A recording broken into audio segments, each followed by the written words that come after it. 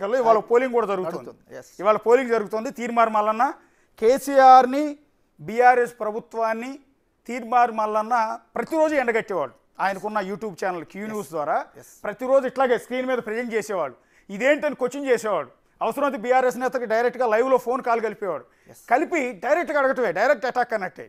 డైరెక్ట్గా కేసీఆర్ని, కేటీఆర్ని, హరీష్ రావుని వీళ్ళని నిలదీసి ప్రతిరోజు నిలదీయటం, ప్రభుత్వ పాలన, అవినీతి గురించి కావచ్చు, ఇతర ఎన్నో అంశాల గురించి ప్రతిరోజు ఏక్కు మేకయ్యారు. తీర్మార్ మల్లన్న అంటే కేటీఆర్ అయితే ప్రతి సభలో కూడా ఆ తీర్మార్ మల్లన్న అనేవాడు నా గురించి ఇట్లా మాట్లాడి అలా మాట్లాడి ఒక యూట్యూబ్ ఛానల్ పెట్టంటూ రకరకాల ప్రతిరోజు అతని పేరే చెప్పేవాడు, ప్రతి తలుచుకునేవాడు. ఆ తర్వాత అదే మల్లన్నకు సంబంధించిన క్యూ న్యూస్ ఆఫీస్ మీద బీఆర్ఎస్ కార్యకర్తలు అనేక సార్లు దాడులు చేశారు. అనేక సార్లు తీర్మార్ మల్లన్నని బీఆర్ఎస్ ప్రభుత్వం ఉన్నప్పుడు అరెస్టులు కూడా చేశారు తీర్మార్ మల్లన్నని. సో అలాంటి తీర్మార్ మల్లన్న ఎందుకంటే తలనొప్పిగా మారాడు కాబట్టి మన మీద పదే పదే విమర్శలు చేస్తున్నాడు, మన లోపాలను ప్రతిరోజు ఎత్తి చూపిస్తున్నాడు, ప్రశ్నిస్తున్నాడు మనల్ని.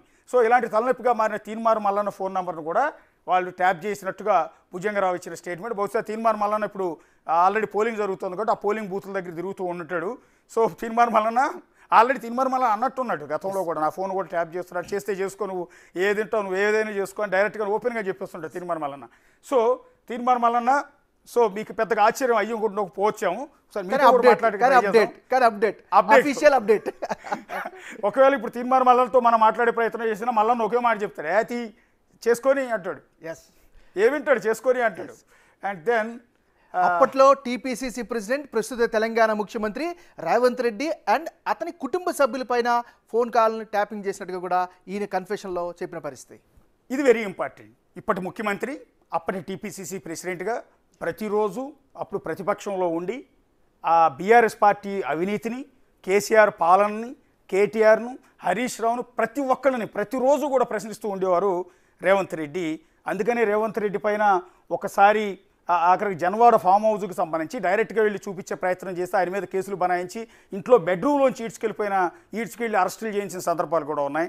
సో రేవంత్ రెడ్డి ప్రతిరోజు ప్రశ్నిస్తూ ఉంటే తట్టుకోలేని అప్పటి బీఆర్ఎస్ నేతలు పర్టికులర్గా కేసీఆర్ వీళ్ళందరూ ఆయన పైన ఆయన కుటుంబ సభ్యుల ఫోన్లన్నీ కూడా ట్యాప్ చేయించారు అనేది వాళ్ళ కన్ఫెషన్ రిపోర్ట్. ఆయన ఫ్యామిలీ మెంబర్స్ ఎవరెవరు అనేది ఇక్కడ రివీల్ చేయలేదు.